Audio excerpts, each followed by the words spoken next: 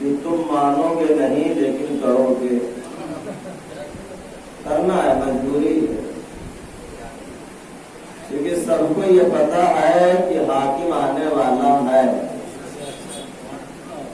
اور یہ حکومت یقینی ہے، یہ برحق ہے، اس سے انکار ہم نہیں کر سکتے۔ بڑی دھوم سے پورے عالم مسلمان، عالم اسلام کے مسلمان اس خوشی میں شریک ہوتے ہیں اور کہتے ہیں شب برات ہے۔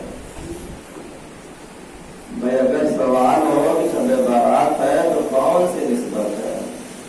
آج کے دن کون پیدا ہوا ہے؟ تو کوئی جھوٹی سے جھوٹی روایت میں بھی کسی اور کی پیدائش کا تذکرہ نہیں ملتا۔ مجبور ہے کہ زبان سے وہ کہہ نہیں سکتے، یہ تو مسئلہ ہے، ورنہ آپ پوچھے رات پر مار ہم سے زیادہ شور و گول مچتا ہی ہے۔ بات یاد آ گئی اس سال کے شب برات کے حوالے سے کہ ہمیں قانون کی رعایت کرنا،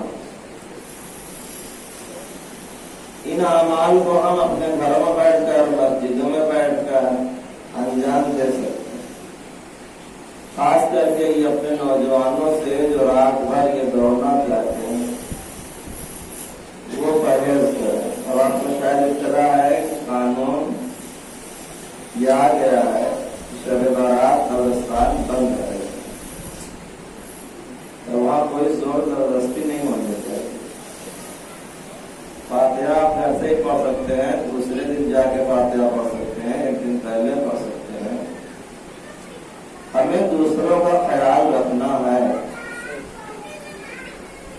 یہ ساری چیزیں آج ہمارے اور آپ کے بچاؤ کے لیے ہو رہی ہے، کیونکہ ہم لوگ ہر بات کے دو رخ ہوتے ہیں، ہم لوگ ایک رخ کو کرتے ہیں، دوسرے رخ کو نہیں کرتے۔ بس ہمیں منع کر دیا، کیوں منع کر دیا؟ ہمارا تہوار ہے، غور کرو، فکر کرو، ہمیشہ تو نہیں منع کیا گیا تھا۔ خدا کا شکر ہے کہ مسجدوں کے لیے کوئی گائیڈ لائنس نہیں آئی، باقی تمام چیزوں کے لیے آئی۔ یہ لطف ہے، ہمیں اس کو بچانا۔ اور یہ میں نے عرض کیا تھا 2 روز پہلے ہے کہ کہیں یہ نہیں لکھا ہوا ہے کہ عریضہ صرف گیٹ وے پر امام قبول کرے گا، کہیں لکھا ہے؟ جو ہر آدمی گیٹ وے بھاگنے کی کوشش کرتا ہے، کوئی تعریف ہے، کوئی وہاں خصوصیت ہے، بغیر گیٹ وے گئے امام ہمارا عریضہ قبول ہے، ایسا کہیں مجھے تو نہیں پتا۔ اگر آپ کا کوئی ایسی روایت ہے، کوئی ایسی خبر ہے معتبر ہو، یہ تو ملتا ہے کہ پانی میں، دریا میں، کنویں میں لے جا کے اپنے عریضے کو ڈال دیا۔ آپ بتائیں گیٹ وے قریب ہے یا واشی قریب ہے؟ ہاں یہ ہے کہ یہاں کوئی دیکھے گا نہیں، یہ تو ہے، وہاں لوگ دیکھیں گے آپ، کیونکہ وہاں ہجوم جمع ہوگا، حرام حلال ہوتا ہے، محرم نامحرم ہوتا ہے، یہ چیزیں ہم نہیں ملیں۔ طریقہ کیا ہے کہ نماز صبح پڑھیں اور نماز صبح پڑھنے کے بعد آپ جائیں اور جانے کے بعد اپنے عریضے کو ڈال کے چلے آئیں، بھیڑ کرنے کی ضرورت کیا ہے؟ وہاں کوئی بھیڑ بھاڑ کی ضرورت نہیں، اعمال گھر پہ کریں، مسجدوں میں کریں، اپنے اپنے گھر میں کریں، اپنے محلے میں کریں۔ عریضے کے لیے آپ چلے جائیں، یہ رات بھر دوڑتے ہیں، ایک رکعت نماز نہیں پڑھتے، تو کیا کہتے ہیں میں عریضہ رہنے گیا، نماز صبح نہیں پڑھتے، تو کیا امام وقت اس سے خوش ہو جائیں گے؟ آپ بتائیں، میں اور سے اگر ہمارا امام اس سے خوش ہو جاتا ہے تو اچھی بات۔ یہ جو شب آئی ہے، شب میں کیا کیا اعمال ہے بتا دے رہا ہوں۔ 2 رکعت نماز عشاء کے بعد، بالکل نارمل طریقے سے، آسان طریقہ جو ہر انسان پڑھ سکے۔ سورہ حمد کے بعد سورہ قل یا الکافرون پہلی رکعت، اور دوسری رکعت میں سورہ حمد کے بعد سورہ قل ہو اللہ، تو یہ چاہیے بارگاہ پروردگار میں دعا کریں کہ معبود ایک مرتبہ زندگی میں 15 شعبان المعظم کربلا معلیٰ میں رہنے کی توفیق عطا کرے۔ بڑی فضیلت ہے یعنی شب 15 میں کربلا معلیٰ رہنے کی۔ اگر ہم نہیں جا سکتے ہیں تو اپنے گھروں کی چھتوں پہ چلے جائیں یا صحرا میں چلے جائیں، کھلے آسمان ہے، وہاں سے امام کی زیارت کریں اور دعائیں قبول پڑھ لیں۔ باقی دعائیں کچھ ہیں مفاتیح میں، آپ اس کو دے دیں۔ یہ رات عبادت میں گزرے، دعا میں، نماز میں، نماز شب میں، کیونکہ یہ بھی رات لیلۃ القدر سے کم نہیں، کیونکہ کون آنے والا ہے جس کا انتظار ہم صدیوں سے کر رہے ہیں، کہ خالی دل کو بہلانے کے لیے نہیں، الجل مسجد کو بہلا لیا امام آ جائے۔ امام کو ہم بلا نہیں رہے ہیں، امام کو بلاتے تو امام آ جاتے۔ آپ نے کبھی زمینہ ہموار کیا امام کو بلانے کے لیے؟ جب آپ کسی کو اپنے گھر میں دعوت دیتے ہیں تو گھر اجاڑ کر یہ گھر بسا کر انسان رہنے کا انتظام کرتا ہے، اس کے بیٹھنے کا انتظام کرتا ہے، اس کے کھانے اور پینے کا انتظام کرتا ہے اور کوشش کرتا ہے کہ مہمان کی مہمان نوازی میں کوئی کمی۔ آپ نے دیکھا ہے کہ جب دنیا کوئی مہمان آتا ہے تو اس کے لیے کتنا انتظام آپ کرتے ہیں، اور اگر کوئی VIP گریڈ کا ہو تب تو پورا علاقے شور مچ جاتا ہے۔ تو کائنات میں کیا امام سے بڑا اور کوئی مہمان ہو سکتا ہے؟ اگر آپ یقیناً دل سے بلانا چاہتے ہیں تو آپ سے یہ بتائیں کہ آپ نے امام کی مہمان نوازی کے لیے رکھا کیا ہے؟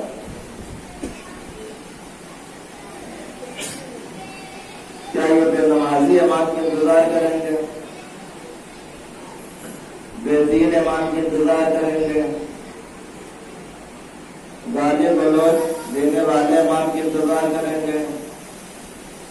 حرام حلال کرنے والے امام کے انتظار کریں گے؟ جھوٹ اور غیبت بیان کرنے والے امام کے انتظار کریں گے؟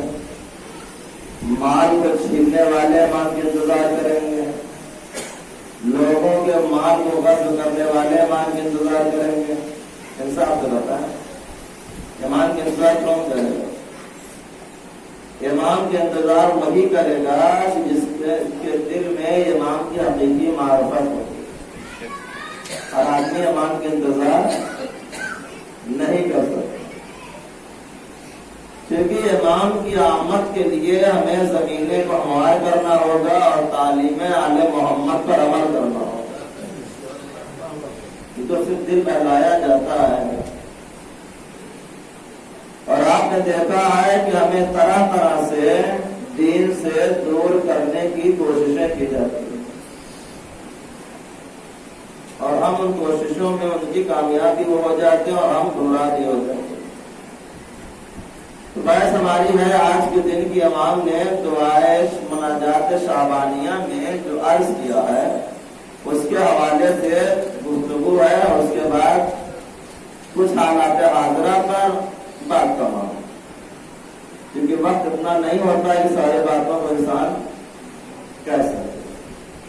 یہ مناجات شعبانیہ شاید کچھ لوگ پہلی بار نام سنتے ہیں، لیکن ہمارا تعلق دعاؤں سے بہت کم ہے۔ ہم دعا پر نہیں پڑھتے، کب دعا پڑھتے ہیں؟ جب مجبور ہو جاتے ہیں، بیمار ہو جاتے ہیں، کاروبار ٹھپ ہو جاتا ہے، تب بہت دعائیں ہوتی ہیں۔ تب تو چاہتا ہے کہ مسجد سے ایک سیکنڈ اٹھے ہی نہ، آزاد خانے میں آدم بیٹھا ہی رہے، تب تک جب تک حاجت نہیں پوری ہوتی۔ جیسے حاجت پوری ہوئی پھر کون مسجد، کون امام باڑہ، کون سی دعا، تو پھر کیا کہے گا جا کے کہ میں نے بڑی محنت کیا اپنے کاروبار کو آگے بڑھانے کے لیے. تو اگر محنت تھی تو آپ مسجد میں ہمارے چکر کیوں لگا رہے تھے؟ محنتیں کر لی ہوتے. ہم نے دعاؤں کو قرآن کو مطلب کے تحت ہم پڑھتے ہیں. اگر ڈاکٹر نے کسی کو کہہ دیا کہ اس کا علاج نہیں ہے تب تو ہر مسجدوں میں دعائیں شروع ہو جاتی.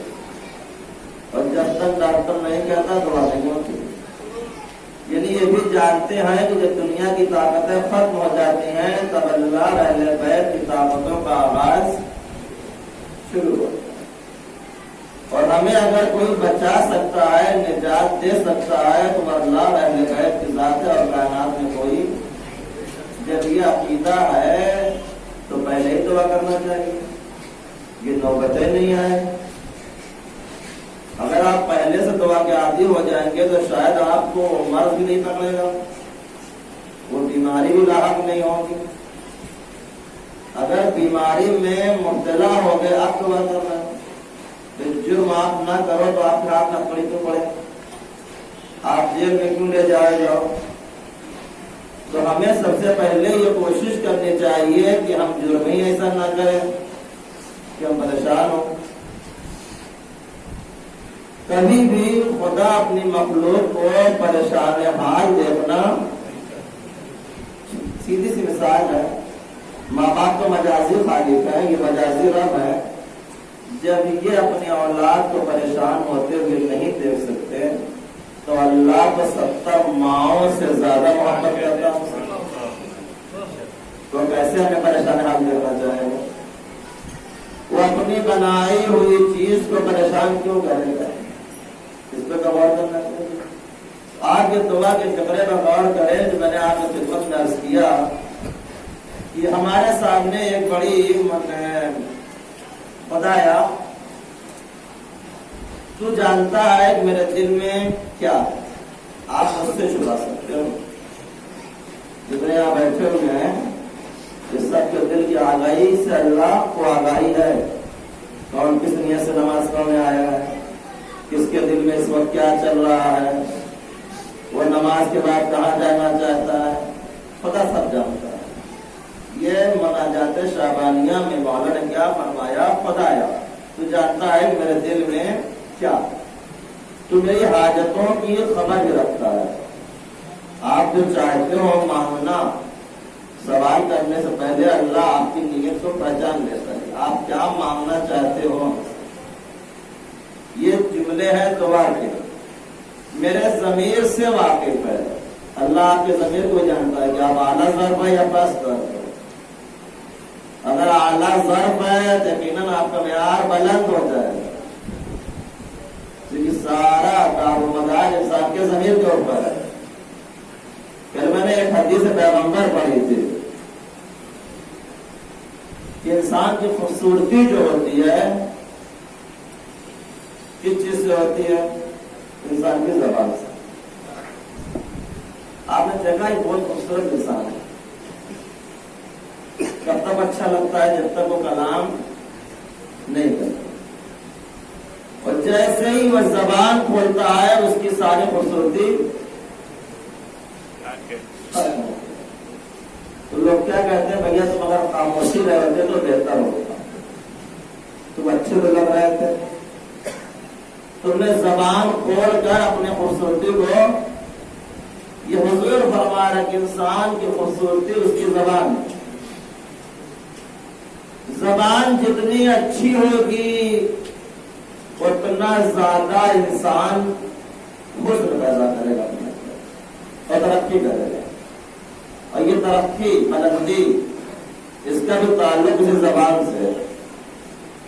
یہ تو عام انسانوں کا کلام ہو چکا, محاورہ ہو چکا ہے. کافر بھی یہ کہتا ہے کم سے کم کچھ نہ سیکھو تو زبان تو اچھی رکھو. سنتے رہتے ہیں جب آپ سفر کرتے ہوں گے, راستے میں کاروبار کرتے ہوں گے تو لوگ کیا کہتے ہیں, بھائی کام مت کر لیکن کم سے کم زبان کو اچھی رکھ.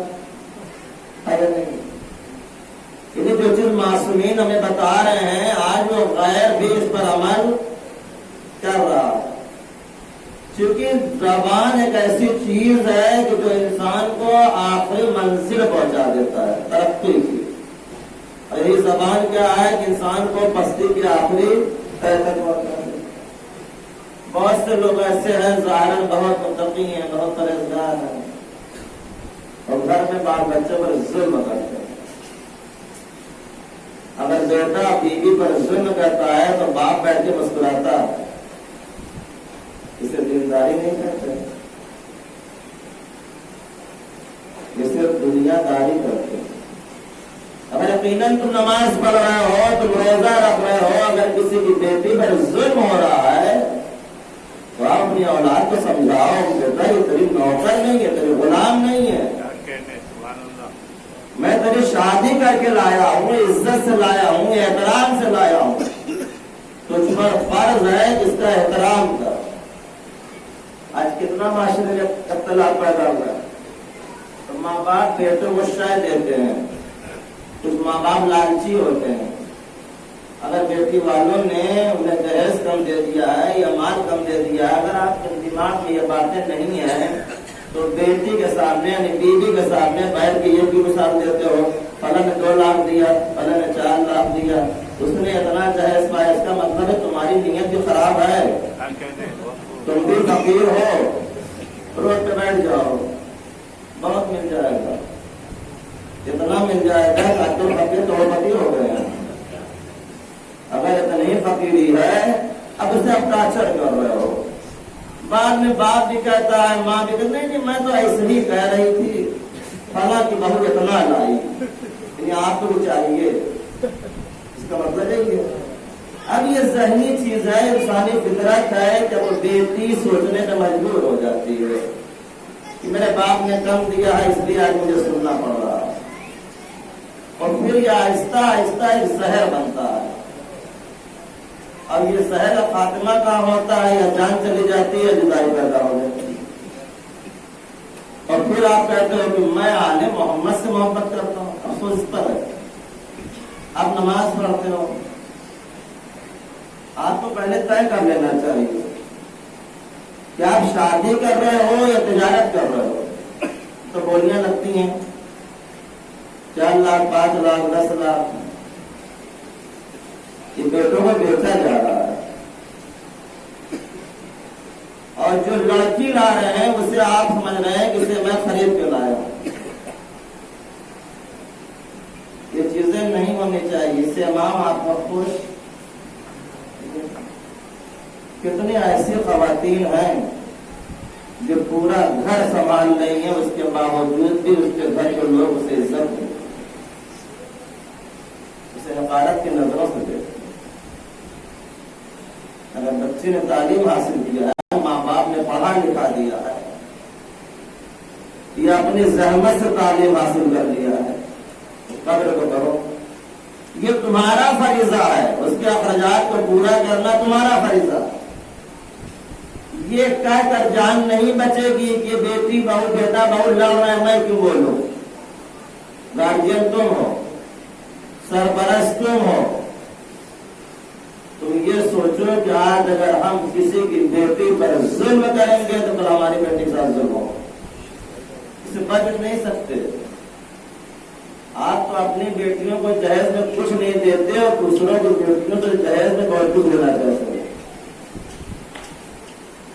یہ بہت بڑا مسئلہ اس وقت معاشرے میں پیدا ہو چکا ہے. شادیاں نہیں ہو پا رہی ہیں اور پھر آپ سینہ تانتے ہیں میں مولائی ہوں. یہ کون سا مولائی ہے؟ یہ کون سی ولایت رکھنے والا ہے؟ ابھی آپ غور کریں اس بات پر. کتنا بڑا لطف ہے، کرم ہے. یہ باپ اپنے بیٹی کو پروان چڑھاتا، پرورش کرتا، اچھے سے اچھی تعلیم دیتا ہے تو پھر آپ کے حوالے کر دیتا ہے. کیا اسی لیے اسے آپ ٹارچر کرو؟ کیا اسے آپ ذہنی تکلیف پہنچاؤ؟ اس کے ماں باپ کو گالیاں دو؟ اگر آپ فقیر تھے تو آپ پہلے کہہ دیتے کہ ہمارا گھر آپ کی بیٹی کے ماں سے چلے گا. باپ کو مرضی ہوتی شادی کرتا، میں مرضی نہ ہوتی شادی سے پہلے بڑے اچھے انداز میں جسے لگتا ہے کہ معصوم بن چکے ہیں، آپ کی بیٹی کو میں اپنی بیٹی بنا کے رکھوں گا، یہی ہوتا ہے نا، کوئی تکلیف نہیں دوں گا، آپ گھبرا کیوں رہے ہیں؟ آپ کو مجھ پر بھروسہ نہیں ہے؟ لوگ گمراہ ہو جاتے ہیں، اور جب شادی ہو گئی اب بیٹی ختم ہو گئی اب بہو بن گئی، اگر ہاتھ سے پیالہ گر گیا قیامت آ گئی، تیری ماں نے یہ سکھلایا، تیرے باپ نے یہ تربیت کیا، تیرا اچھا ماحول نہیں ہے، کلچر نہیں ہے، اور بیٹی نے پورا برتن توڑ دیا تو ماں کی اب زبان بند ہو گئی، انصاف ہے؟ یاد رہے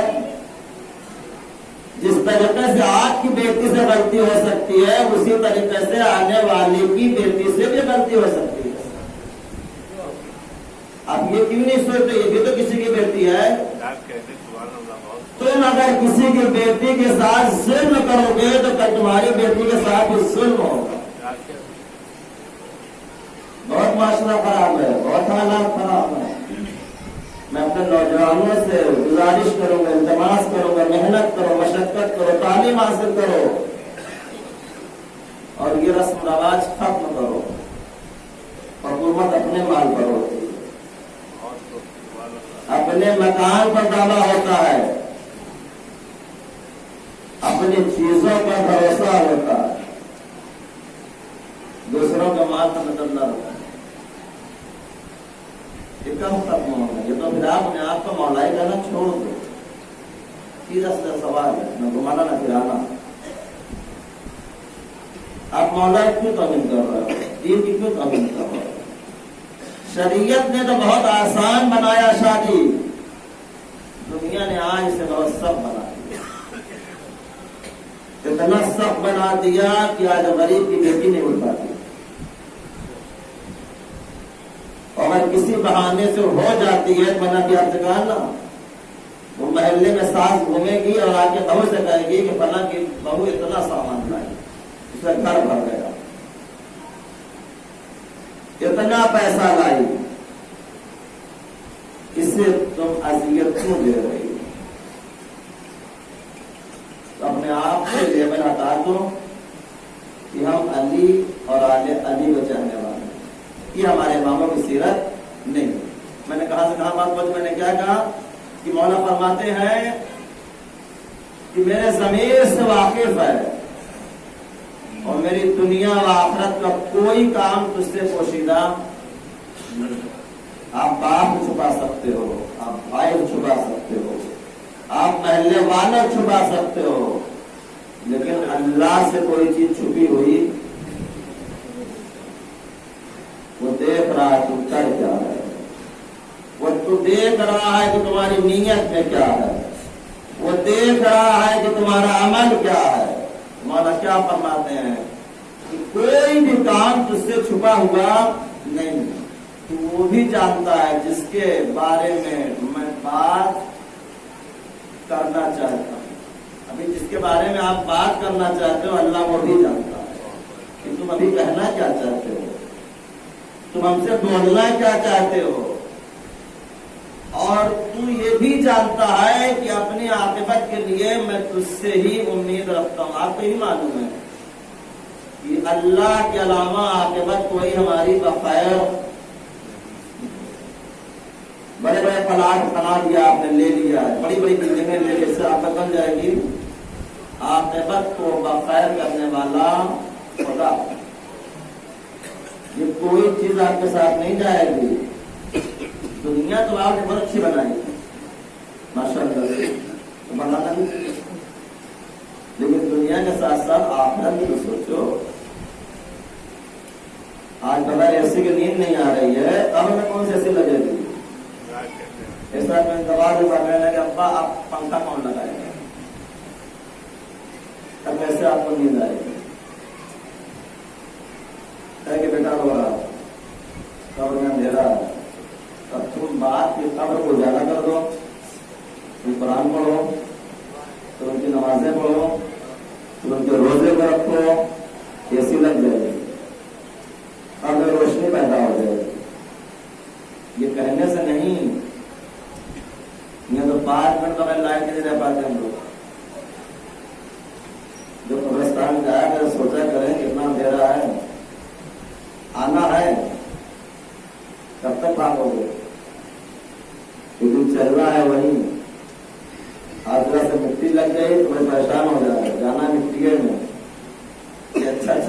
پہن لینا، اچھے مکان میں رہ لینا یہ دینداری نہیں ہے، یہ دنیا داری ہے۔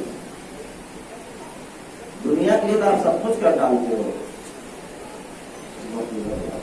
آخری فکرہ ہے، اور میری پوری زندگی کے تمام ظاہری اور مخفی امور تیری تقدیر سے گزرے ہوئے، یعنی ساری چیزیں ہیں اللہ تمہاری تقدیر میں لکھ دیتا ہے۔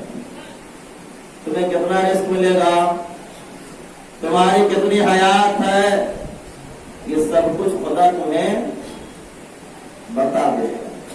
اور پھر آگے چل کے پھر اللہ نے کہا اگر تم ہمارے دیے ہوئے رزق سے زیادہ چاہتے ہو تو تمہیں کچھ کرنا پڑے گا، تمہاری نعمتوں پر شکر دے گا، ہم تمہارے نعمتوں میں اضافہ کر دیں گے۔ عزیز بات رہ گئی، وقت تمام ہو گیا، بس آخری ریکویسٹ ہے، گزارش یہی ہے آپ سے، خاص کر کے نوجوان طبقے، یہ حالات کو بدلے۔ یہ مجلس مطلب اس لیے ہو رہا ہے تاکہ حالات بدلے، فکر بدلے، ذہنیت بدلے، اور کہیں اگر ظلم ہوتے ہوئے دیکھو تو اس کے خلاف قیام، اسے اس ظلم سے نکالو، اس کا حق دلاؤ، یہی ہے کربلا۔ لہذا بارگاہ پروردگار میں دعا گو ہوں، معبود شعبان معظم کا واسطہ، امام وقت کی برکت کا سعادت کا واسطہ، کہ ہم تمام مومنین کے دلوں میں اپنی خوشی معرفت عنایت فرمائے، آل محمد جو کی محبت عنایت فرمائے، معبود ہم تمام مومنین کو صراط مستقیم پر چلنے کی توفیق عنایت فرمائے، معبود زندگی میں ایک مرتبہ 15 شعبان معظم کا سے کربلا معلّہ میں رہنے کی توفیق عنایت فرمائے، معبود جب تک کربلا کی زیارت نہ کرو اس وقت تک ہم تمام مومنین کو موت نہ آئے، معبود دشمن اسلام، دشمن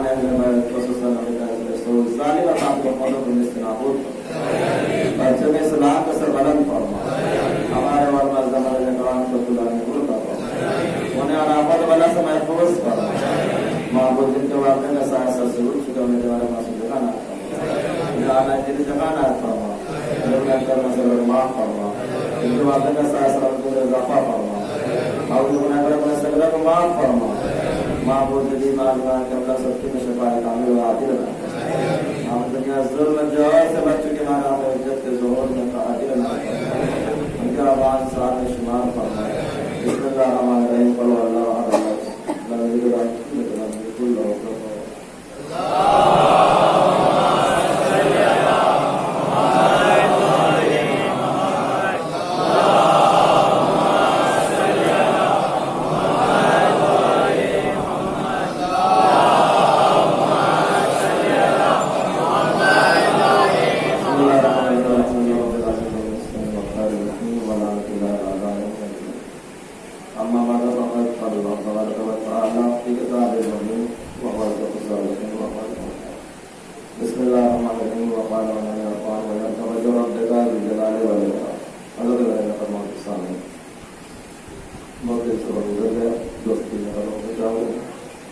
نماز کے بعد جو باتیں رسید رہ گئی ہیں 20 منٹ کے لیے آپ کو تکلیف ہے، میں 20 سے 22 منٹ میں تاکہ وہ بات مکمل ہو جائے، تاکہ آپ کا خطبہ مکمل ہو جائے۔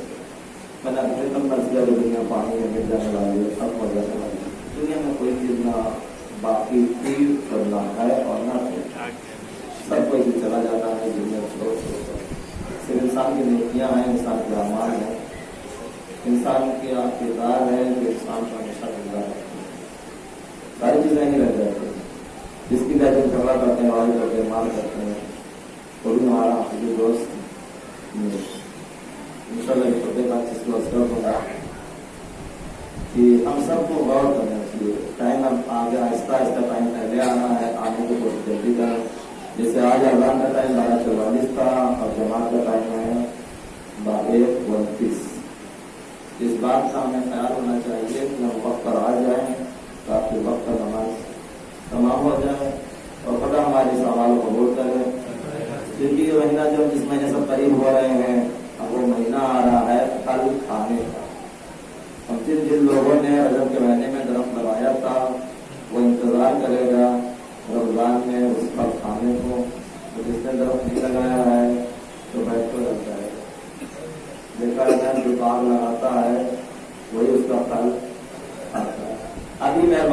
کوئی آپ کو کھلا دے تو ایک الگ غرض ہے، لیکن ہمیشہ کوشش کریں کہ خود لگانے کا درخت، جو درخت خود لگائیں گے تو جانے کتنے لوگ آپ کے درخت سے سیراب۔ اسی طرح رجب کا مہینہ تھا درخت لگانے کا، شعبان کا مہینہ تھا اس میں پھل آنے کا، اور رمضان کا مہینہ اس پھل کو کھانے کا۔ لہٰذا ان شاء اللہ تعالیٰ آہستہ آہستہ ہم لوگ آگے بڑھ رہے ہیں، اس مہینے سے قریب بھی ہو رہے ہیں، یہ بات کا مہینہ ہے۔ خدا ہم سب کی باتوں کو قبول کرے گا اور تمام مشکلات سے محفوظ رکھے گا، خاص کر کے اس کورونا جیسے وائرس سے ہم تمام لوگوں کو محفوظ رکھے، اور اس ملک سے جلد از جلد یہ وبا، یہ بیماری کو اللہ دور کرے، تاکہ لوگ اپنی زندگی کو بہتر طریقے سے گزار سکیں۔ بسم اللہ الرحمن الرحیم، اللہ علیہ وسلم۔